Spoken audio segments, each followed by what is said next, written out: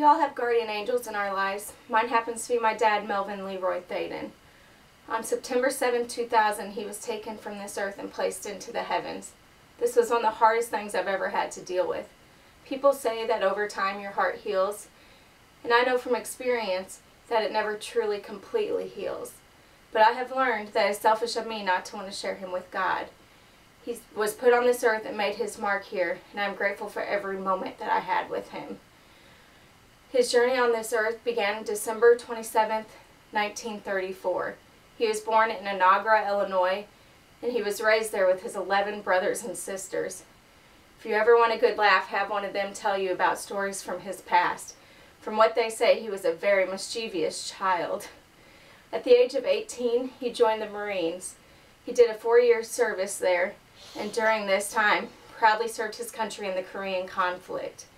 After his term was up, he joined construction and did this throughout his life.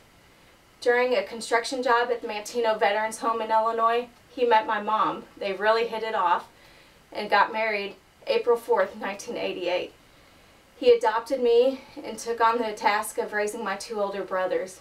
Many years later, my little sister Melanie was brought into this earth. There's nothing he loves more than his family and his work. With his Marine background, he was often very strict and expected us to abide by his rules. As time went on, he moved up in his construction job at S.M. Wilson and became supervisor. Since this is all over the United States, he was expected to travel. He would often be gone for up to a month at a time, but even when he was gone, he kept us in his hearts. He made sure to write, to call. He would even on our summer breaks have us alternate going up there to stay for a month at a time. While we were there, he'd do the best to his ability to keep us entertained as children. Take us to the pool, medieval times, pretty much anything he could think of. As time went on, he developed renal problems. This really took a toll on him. At first, he could keep up with his everyday activities, but as time went on, he wasn't able to do so. He was required to start dialysis and go on a transplant list.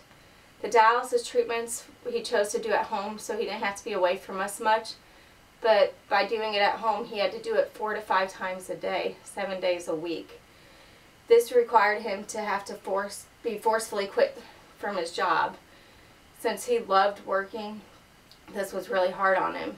Because also being sick, he wasn't able to do much around the house. He was a very productive person and wanted to be able to do things. Being sick, his mood started to swing. He would often get upset, but we knew it was part of him being sick. But one thing was, he never gave up. I remember one particular day, he never wanted to miss any of our activities. Melanie had a softball game, and it was an away game, and he always wanted to take her, and she had to be there early for practice, but it was at the same time of his dialysis treatment. So he said he'd make it work, and he did. He packed us up, packed his dialysis stuff up, and we went on to the ball field. He asked me to go sit and watch her while she warmed up. And when I was sitting there watching her, I looked over to the truck and I saw him there. His IV bag was hanging from the coat hanger in the car, and he had everything set up the best he could to sit there and do his treatment right there. To me, that is amazing character. It shows how much he loves us.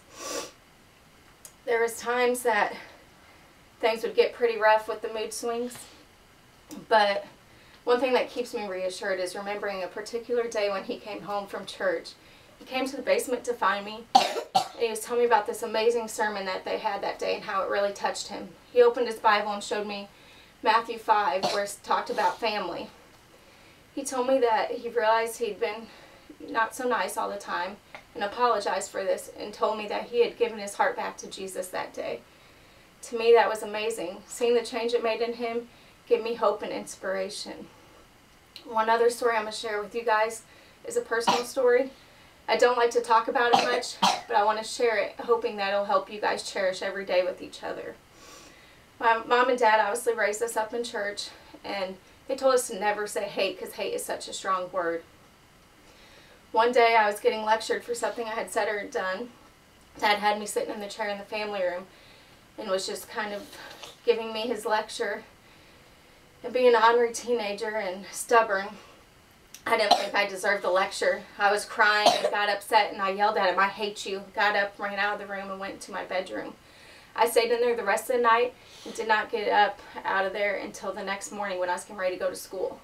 As I was heading out to go to school, I walked through the family room towards the door, and Dad was sitting there on the left seat. I looked over at him, and this little voice in my head said, "Quit being stubborn." So I actually listened to that voice for once, and I turned and looked at him as I walked out that door and said, "Bye, Dad, I love you." Little did I know that would be the last time I would ever talk to my dad. So remember to cherish every moment. You never know when these could be your last words that you're saying to somebody. So please don't be bitter about things, and just remember to treat the people that you love the best way that you can. I'm going to share a poem that I came across. I'm just going to read part of it because it made me think of Dad, and it makes me feel at peace. It's called Safely Home. I'm home in heaven, dear ones, oh so happy and so bright. There is a perfect joy and beauty in the everlasting light. All the pain and grief is over, every restless tossing past. I am now in peace forever, safely home in heaven at last. So I want you guys to remember that Dad is safely home now, that he is no longer suffering from his illness, and he is happy, and he'll want us to be happy. So please leave from here thinking of all the positive things about Dad, and just remember everything he taught us, and remember to love each other with every last breath. Thank you.